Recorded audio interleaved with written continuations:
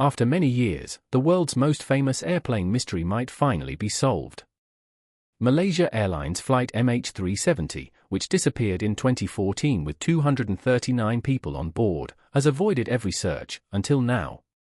A high-tech underwater drone, diving into the dark, crushing depths of the southern Indian Ocean, has reportedly reached the plane's final resting spot. For more than a decade, families, investigators, and the world asked, "Where is MH370?" Now, the ocean may finally reveal its secret. But as images come from the deep, one chilling question stays: what will the wreck show about the plane's last moments? Join us in this video as we reveal the details. Underwater drone reached MH370's location. Malaysia Airlines Flight MH370 disappeared on March 8, 2014, during what was supposed to be a normal overnight flight from Kuala Lumpur to Beijing. The aircraft was a Boeing 777 carrying 239 people, including passengers and crew. Less than 1 hour after takeoff, all contact with the plane was lost. There was no distress call. There was no warning message. The aircraft simply stopped communicating. This sudden silence immediately caused concern because modern commercial aircraft are designed with multiple layers of communication and tracking systems. When all of them go quiet at once, it strongly suggests something abnormal has taken place. In the hours and days that followed, confusion spread quickly. Authorities initially believed the plane had gone down in the South China Sea, close to where contact was lost. This assumption shaped the early search effort.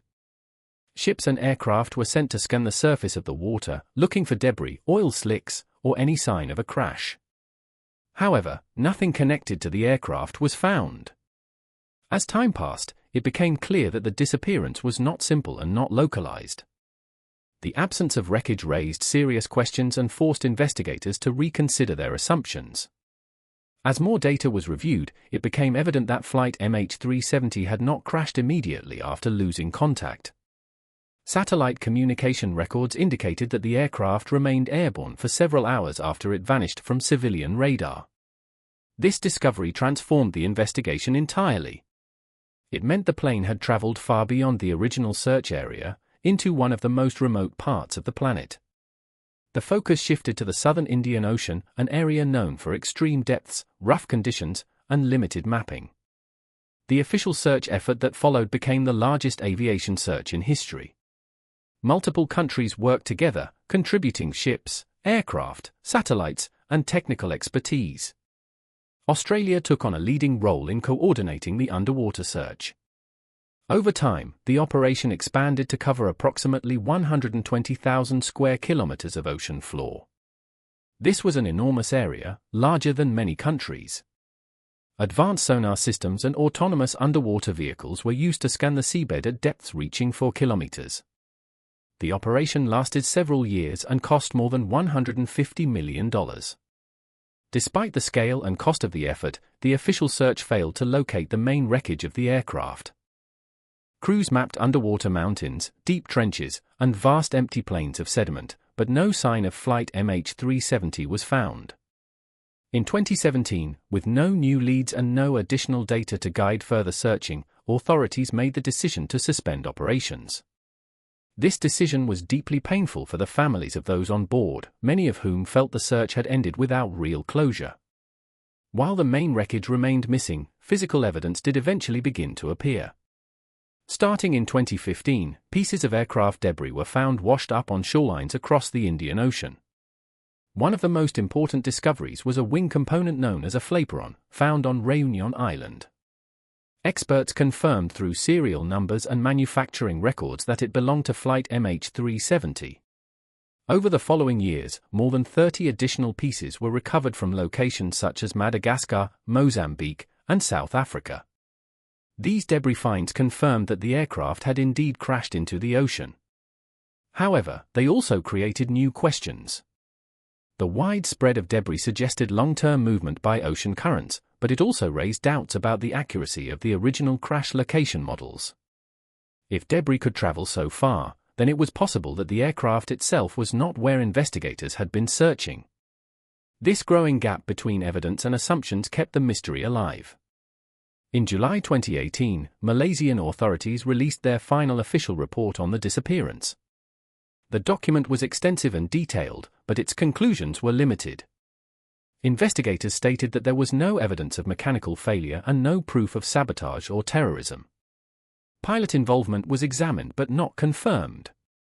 Ultimately, the report admitted that the cause of the disappearance could not be determined unless the aircraft was found. After years of work and enormous expense, the central question remained unanswered. So if years of searching, millions spent, an official report still could not explain what really happened to Flight MH370, what changed when private investigators went back to the ocean with new ideas, new technology, and a very different place to look? Let's learn more.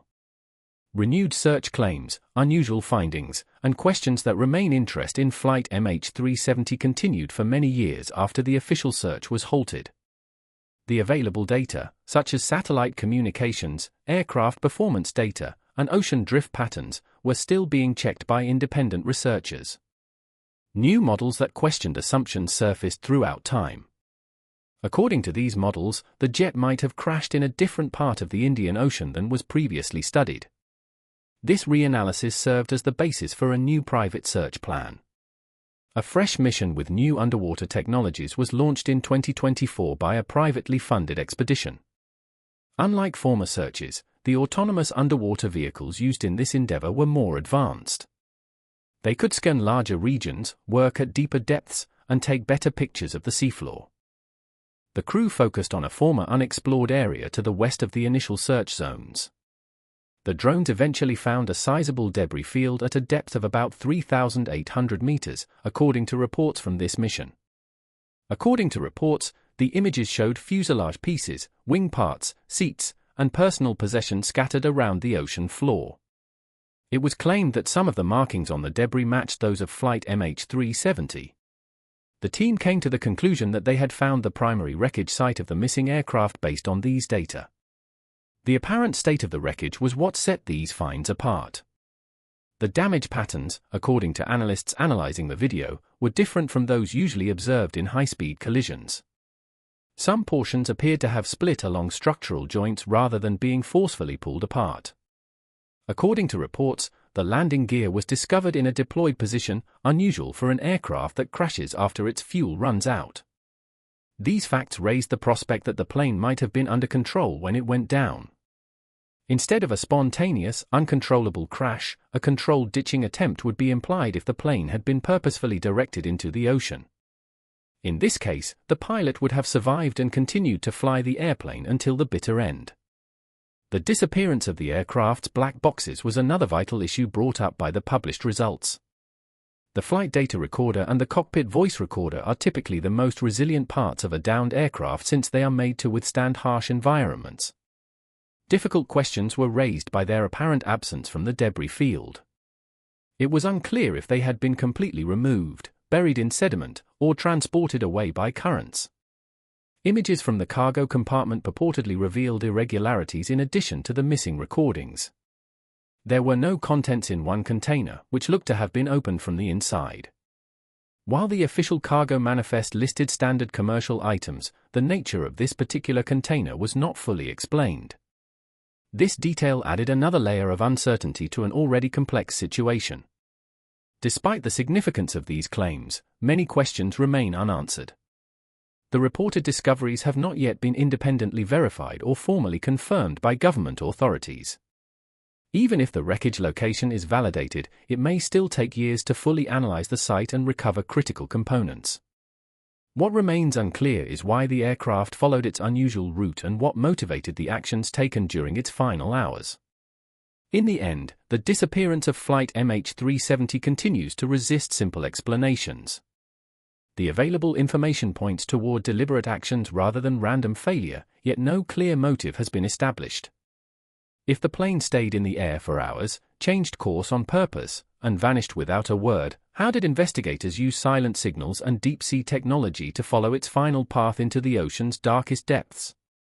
Let's find out silent signals and the search beneath the ocean. Soon after Malaysia Airlines Flight MH370 left Kuala Lumpur, something strange happened that quickly worried aviation officials. One of the earliest and most important events was the sudden loss of the plane's transponder signal. This system normally sends key details, such as the aircraft's position, height, and speed, to air traffic control. Without any warning, the signal stopped. Just before that moment, the pilots made their final radio call, calmly saying, "Good night, Malaysian 370. There was no panic in their voices, no emergency message, and no sign that anything was wrong. Then, suddenly, the plane went silent. This kind of sudden shutdown was unusual and raised serious questions, because aircraft are built with backup systems to prevent this from happening by accident. Not long after the transponder stopped working, new details came to light that made the mystery even deeper. Military radar data later showed that the aircraft did not continue on its planned path toward Beijing. Instead, the plane turned back, crossing over Malaysia and heading west. After that, it changed direction again. This movement did not look random. The plane stayed at steady heights and followed paths that suggested someone was actively controlling it. For investigators, this was a major turning point. It suggested the aircraft was not simply drifting due to a failure, but was being guided. This led to difficult questions about who was in control and what their intentions might have been. After the plane disappeared from radar, many believed it had crashed quickly. However, satellite data showed something very different. Even though the aircraft could no longer be tracked by radar, it continued to send automatic signals to a satellite system. These signals, often called satellite handshakes, were not messages and did not reveal the plane's exact location. Still, they confirmed that the aircraft remained powered and flying for nearly 6 hours after it vanished from radar. By studying the timing of these signals, experts were able to estimate possible flight paths. This work led to the creation of 2 large arcs showing where the plane might have gone, with one arc stretching far into the southern Indian Ocean. As years passed with no clear answers, official search missions slowed and were eventually paused. At that point, private groups stepped in with fresh ideas and new tools. One major change was the use of advanced robotic technology. A private ocean exploration company deployed autonomous underwater vehicles, known as AUVs. These robotic machines were built to travel deep below the ocean's surface, far beyond where humans could safely go. They used powerful sonar systems to scan the seabed in detail. Unlike earlier equipment, these vehicles could move on their own and carefully explore rough and uneven underwater ground. Over time, technology continued to improve, changing how experts approached the search. By the mid-2020s, better sonar images, stronger computers, and artificial intelligence made it possible to review old data in new ways. AI tools helped researchers look again at satellite signals, fuel use, and flight patterns. These systems could process huge amounts of information and find patterns humans might miss. As a result, search teams identified areas that earlier missions had skipped or could not fully examine because of technical limits at the time. One area that gained special attention was a distant and very difficult part of the southern Indian Ocean known as the Seahorse Zone. This region is marked by deep valleys, sharp underwater ridges, and rough terrain. Earlier searches avoided much of this area because it was too challenging to explore. New flight models, however, suggested the aircraft's final automated path could have passed through this zone. With improved technology, investigators began to see the Seahorse Zone as a key place that might finally hold answers to what happened to MH370. If the plane's disappearance wasn't a random accident, then who or what was guiding MH370 across thousands of kilometers of empty ocean, and how could a single human error change the course of history? Stay tuned for more details.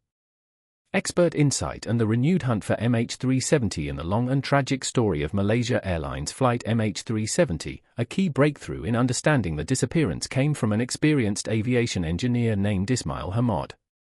Hamad has spent decades working with commercial airplanes and has seen and studied almost every type of situation that could happen in the air. Unlike most investigators who focus mainly on satellite data and computer models, Hamad looked at the problem from the perspective of the people flying the plane. He suggested that the final turn off the planned flight path might not have been random. Instead, he believed that the plane was being flown manually and that a small, easily overlooked mistake caused it to drift far off course. Hamad focused on the use of a magnetic compass. This is an old but reliable tool that shows the pilot the direction of magnetic north.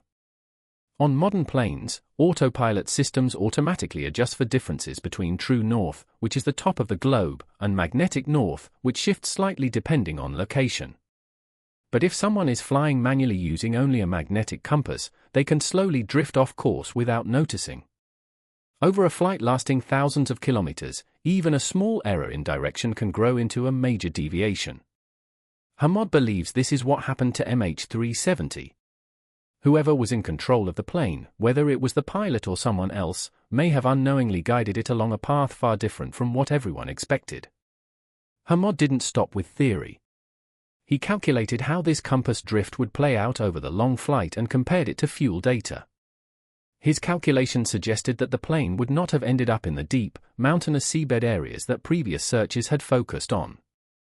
Instead, he pointed to a much smaller and more specific area, near the coast of Perth, Australia.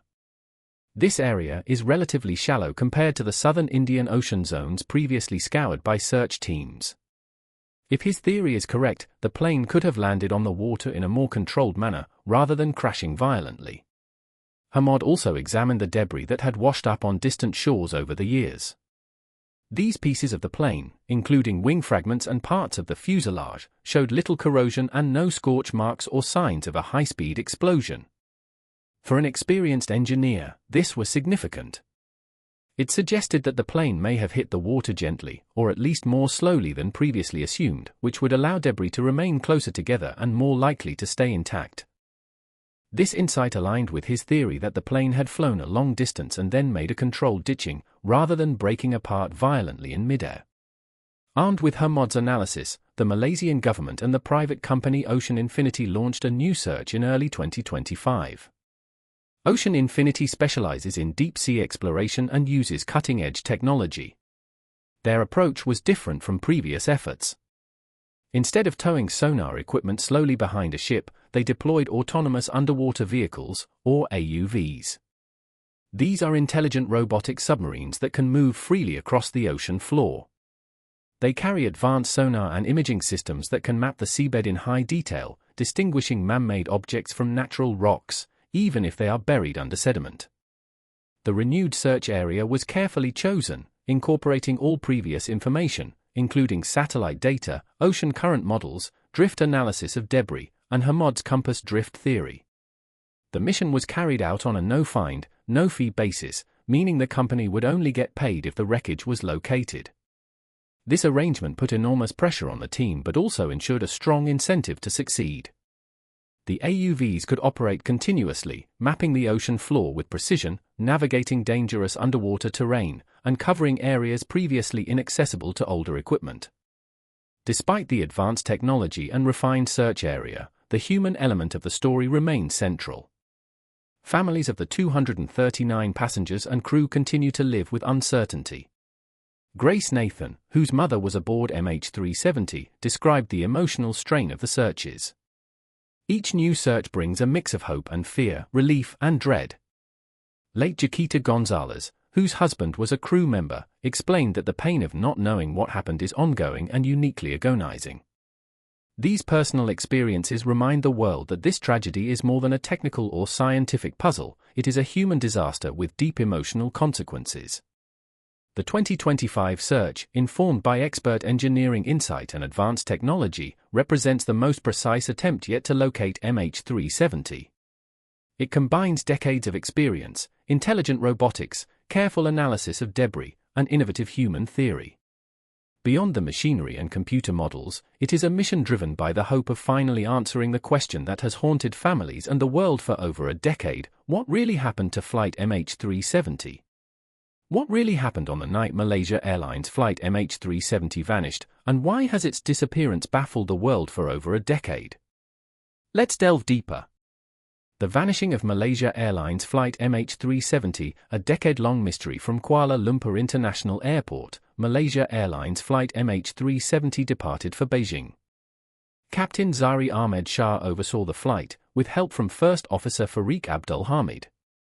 Both men had years of flying experience and were skilled pilots. The flight started out normally, and at exactly 1:07 a.m., the aircraft delivered its final routine transmission, showing that it was traveling to Beijing on a normal route. The flight quickly vanished from civilian radar a few minutes later. From inside the cockpit, the aircraft's transponder, which communicates position, speed, and altitude, had been turned off. Air traffic controllers would not be able to track the aircraft in the typical manner without it. However, MH370 was detected by a few military radar systems. The plane was first detected by Thai military radar close to Surat Thani province. When the jet reappeared on radar at 1:28 a.m., it was traveling far off its course and on a different route. At 2:15 a.m., Malaysian military radar detected the aircraft hundreds of miles off course over Pulau Perak in the Strait of Malacca before it completely disappeared. Serious concerns about what was going on inside the aircraft were raised by these strange radar signals, which showed that the plane had changed direction. One of the biggest search missions in aviation history was immediately initiated by Malaysia after the disappearance. The first operations were coordinated by the Kuala Lumpur Aeronautical Rescue Coordination Centre. The Civil Aviation Department, the Air Force, the Navy, and the Maritime Enforcement Agency were among the several Malaysian agencies who joined the search. Soon after, more than 26 nations joined in, sending ships, planes, and satellites to aid in the ocean sweep. The Andaman Sea, the South China Sea, and eventually the Southern Indian Ocean were among the search regions. In the initial weeks, no verified debris was found despite the many effort. The operation was very challenging due to harsh weather, powerful currents, and deep, isolated ocean regions. Since any wreckage on the ocean would have probably sunk by late April 2014, authorities formally cancelled the surface search. Many eyewitness accounts emerged throughout the area during this time. Around 1:30 a.m., when the plane vanished from radar, two fishermen in the Kota Baru area of Malaysia reported seeing a plane flying very low. Shortly after the plane took off, Mike McKay, an oil rig worker in Vietnam, reported seeing a burning object in the sky. Although a search in that area turned up nothing, he provided coordinates that suggested a crash site. Residents of an island in the Maldives reported seeing a low-flying jumbo jet that fit the description of MH370. Over 24 hours after the flight started, Indonesian fishermen reported seeing a plane crash into the ocean over the Strait of Malacca. Lastly, while on night watch, British sailor Catherine T. reported seeing a burning object in the Indian Ocean. Although none of these sightings could be completely verified, they gave detectives more leads. The personal life of Captain Zari Ahmad Shah was also investigated. His wife apparently expressed her desire for a divorce in the days preceding the flight because of marital issues. The captain was very upset, according to friends and co-workers. At his house, authorities found a flight simulator with routes like the one MH370 took over the Indian Ocean. Although there has never been proof to support this notion, several experts thought that the captain might have diverted the aircraft. The intricate and enigmatic nature of MH370's disappearance is shown by the combination of odd radar readings, extensive search efforts, eyewitness accounts, and an examination of the captain's personal life. Despite some debris washing up in the years that followed, the plane's main wreckage has never been found. Families of the passengers and crew, as well as investigators around the world, continue to search for answers more than a decade later. After years of scattered debris and unanswered theories, could the deep ocean finally reveal the full truth behind the disappearance of Flight MH370? Keep watching for more. The final resting place, MH370 found at last on July 22, 2025, more than 11 years after its disappearance. Ocean Shield, a private ocean research company, deployed a high-tech underwater drone named Poseidon 21 to search the southern Indian Ocean.